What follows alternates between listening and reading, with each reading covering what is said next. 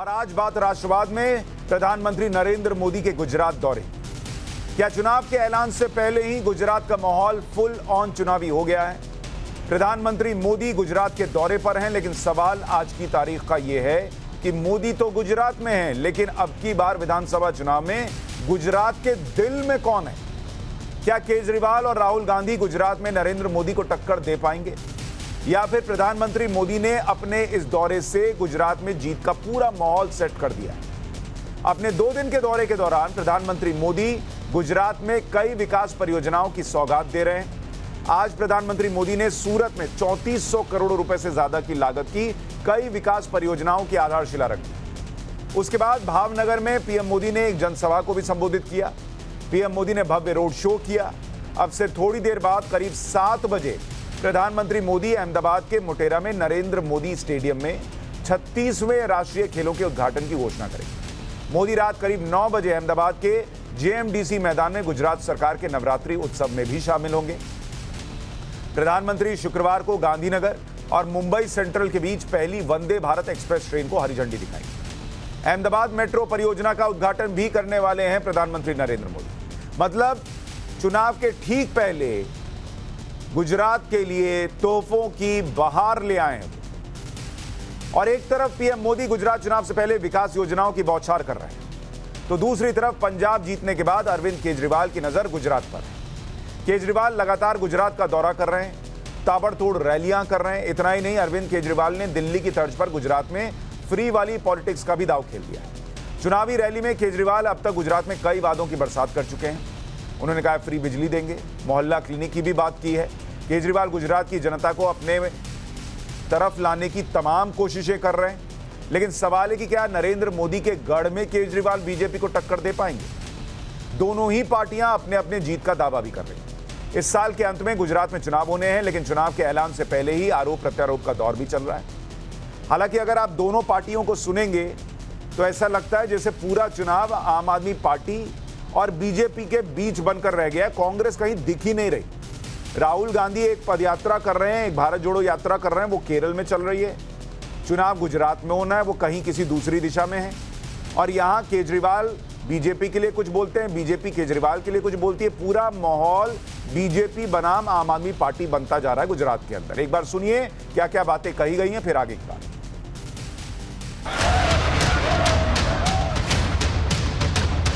उत्तर हो या दक्षिण हो, पश्चिम हो या पूर्व हो, कमल ही कमल खिला है। इसको हमको याद रखना है, इसको हमको समझ करके चलना है।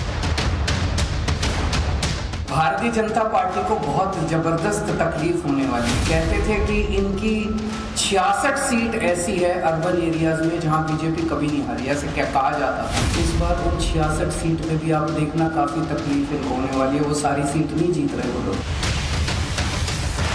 હું ગુજરાતની જનતાને જાણું છું, સપનાઓના વેપાર કરવાવાળાઓને સફળતા ગુજરાતમાં ના મળે। ये लोग मेरे को गालियां देते हैं, कहते केजरीवाल फ्री की रेवड़ी बांट रहा है। अरे हमारे बेरोजगार युवा बेरोजगार रहेंगे तो कैसे काम चलेगा? ये कोई फ्री की रेवड़ी है? होना चाहिए कि रोजगार मिलना चाहिए कि नहीं मिलना चाहिए। आजकल हमारे देश में मुफ्त की रेवड़ी बांटकर वोट बटोरने का कल्चर लाने की भरसक कोशिश हो रही है। ये रेवड़ी कल्चर देश के विकास के लिए बहुत घातक है।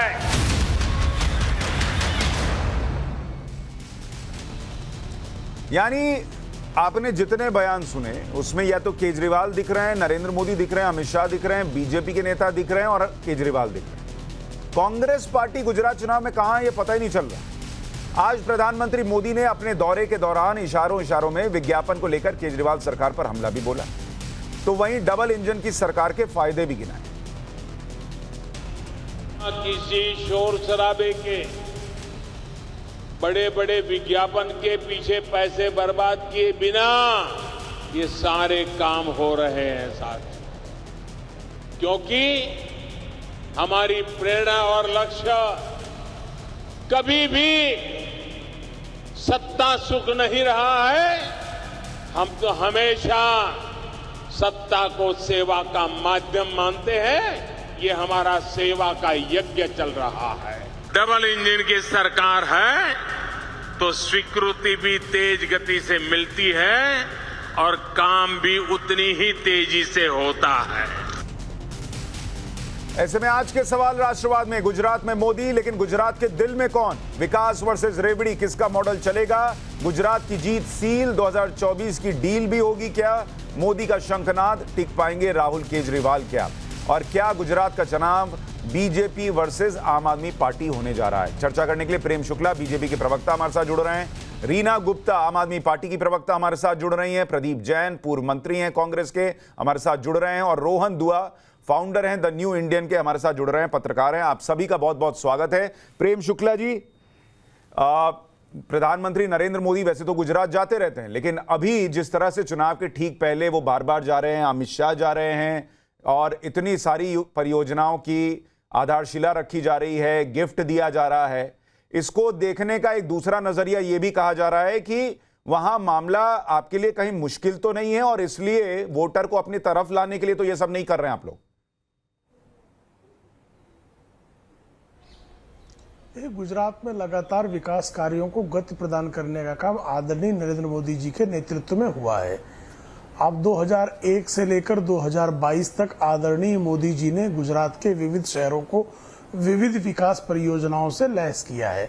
ऐसे में गुजरात की जनता भारतीय जनता पार्टी में जिस तरह से विश्वास व्यक्त करती रही है, 1990 के दशक से लेकर 2020 के इस दशक तक, अगर गुजरात की जनता अगर किसी पार्टी पर पूर्ण विश्वास करती है तो भारतीय जनता पार्टी। और पिछले चुनाव में जब जात्यांधता में झोंकने का काम एक कैम्ब्रिज एनालिटिका के माध्यम से पार्टी विशेष के लोगों ने किया था और चुनाव को जातीयता में बांटकर चुनाव जीतने का प्रयास किया गया था, उसके बाद भी गुजरात की जनता ने जनादेश भारतीय जनता पार्टी को दिया था, स्पष्टता से दिया था। जबकि तमाम चुनावी पंडितों ने 2017 के चुनाव में भारतीय जनता पार्टी के पराजय का जनादेश आएगा इस तरह की भविष्यवाणी कर दी थी। लेकिन जब सचमुच का जनादेश खुला तो भारतीय जनता पार्टी के विजय का परचम एक बार फिर लहराया था।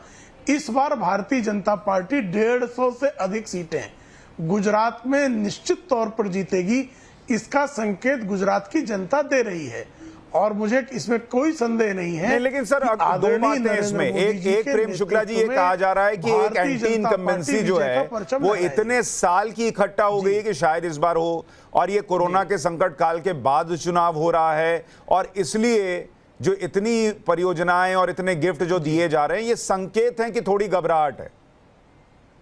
चुनाव के पहले क्यों? सुशांत जी, प्रो इनकम्बेंसी है। सुशांत जी, प्रो इनकम्बेंसी गुजरात में जो देखी जा रही है, 2002 में भी लोगों ने कहा था कि एंटी इनकम्बेंसी बहुत हेवी होगी और मोदी जी चुनकर नहीं आएंगे। 2007 में भी यही गीत गाया गया, 2012 में भी यही गीत गाया गया, 17 में भी गाया गया, तो 22 में भी इस गीत गाने वालों को मुबारक है। ठीक है रीना गुप्ता जी, लेकिन गुजरात रीना गुप्ता जी एक क्रेडिट तो आम आदमी पार्टी को देना होगा कि कम से कम आप लोगों ने अभी तक ऐसा माहौल तो क्रिएट किया है, एक नजरिया देखने का ये लगने लगा है कि गुजरात का चुनाव बीजेपी वर्सेस आम आदमी पार्टी है, कांग्रेस तो कहीं दिख ही नहीं रही। आप लोग कम से कम मेहनत करते तो दिख रहे हैं, लेकिन वो ये कह रहे हैं कि प्रो इनकम्बेंसी है, आपके लिए जगह ही नहीं है वहां पर। हाँ जी, आवाज आ रही है। देखिए सुशांत दी, 27 साल से इनकी गुजरात में सरकार है। अगर इन्होंने 27 साल में जनता के लिए काम किया होता तो अभी लास्ट मोमेंट पे इस तरह की हड़बड़ाहट ना होती। मैं समझाती हूं आपको क्या है गुजरात मॉडल।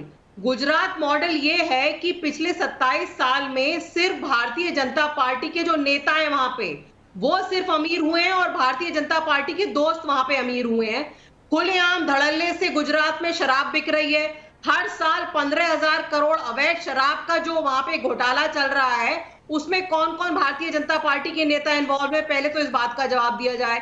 दूसरी बात, अगर 27 साल में किसी एक पार्टी की सरकार होती है तो 27 साल में तो आप उस स्टेट का कायाकल्प कर देते हैं। 27 साल बाद भी अगर वहां पे स्कूल नहीं है, अस्पताल नहीं है, स्कूल में टीचर नहीं है, अस्पतालों में डॉक्टर नहीं है, तो फिर आपने 27 साल में क्या किया है? और डबल इंजन की सरकार ने क्या किया? वहां पे डबल इंजन की सरकार ने सिर्फ गुजरात की जनता पर कर्जा बढ़ाया है।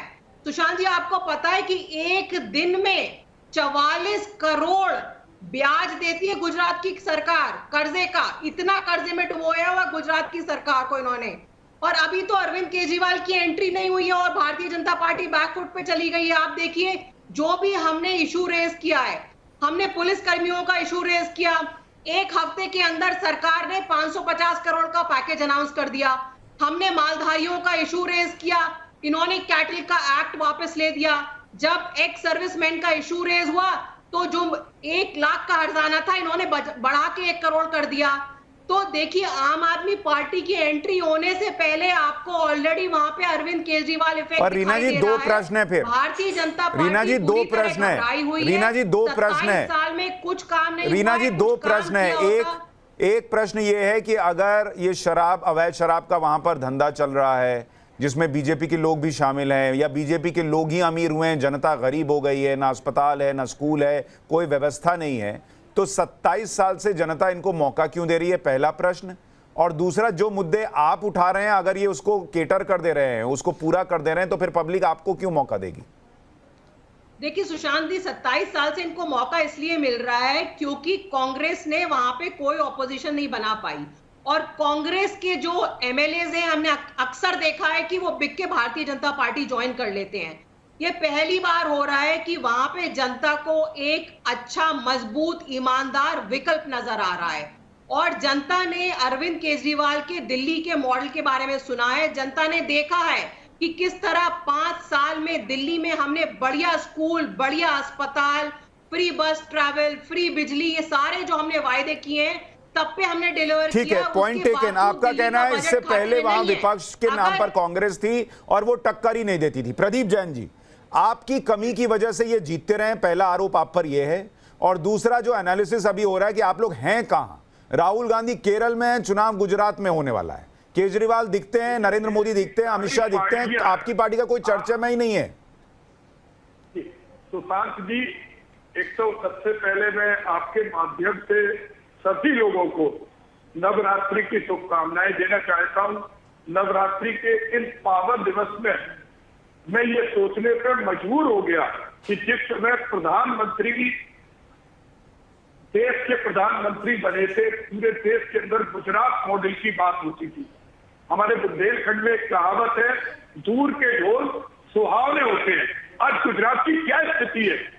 मैं आप पार्टी की बात नहीं कर रहा, वो भारतीय जनता पार्टी की बी टीम है। और जिस तरह से सारे देश के लोग जानते हैं, आज राहुल जी जब सड़कों पर निकले तो सारी दलों के पेट में कलवली मची है। आज प्रधानमंत्री जी गुजरात के दौरे पे है। मैं पूछना चाहता हूं कि 10 कर्मचारियों के संगठन वहां पर आंदोलनरत है, वहां स्वास्थ्य कर्मी आंदोलनरत है, वहां पर वन कर्मी है। जिस राष्ट्रवाद की बात करते हैं वो पूर्व सैनिक भी आज अपने हक की लड़ाई लड़ रहे हैं। नहीं प्रदीप भाई, पहले तो मेरा एक प्रश्न है प्रदीप भाई, ये डिनायल मोड नहीं है कि आप आम आदमी को कह रहे हैं, आम आदमी पार्टी को, सर आप आम आदमी पार्टी को कह रहे हैं बीजेपी की बी टीम है, तो राहुल गांधी केजरीवाल से क्यों मिले? कभी भी मिले हों, क्यों मिले इनकी बी टीम के कैप्टन से? दूसरा कि आपने दिल्ली में आम आदमी पार्टी के साथ को समर्थन क्यों दिया सरकार बनाने के लिए, अगर वो बीजेपी की बी टीम है? सर ये इसको एक्सेप्ट कीजिए ना, वो मेहनत कर रहे हैं, वो अपनी पॉलिटिक्स कर रहे हैं, उनको कब तक आप बीजेपी की बी टीम बनाकर बताकर और डिनायल मोड में रहेंगे? यही सवाल था। सुशांत जी, इनके एमएलए बिक के जाते हैं भारतीय जनता पार्टी में और ये हमें बी टीम बता रहे हैं। तो आज कांग्रेस की सरकार बनने वाली है, आप पार्टी के बी टीम के रूप में काम कर रही है और केजरीवाल का जो अरे प्रदीप जी पर प्रश्न, प्रदीप जी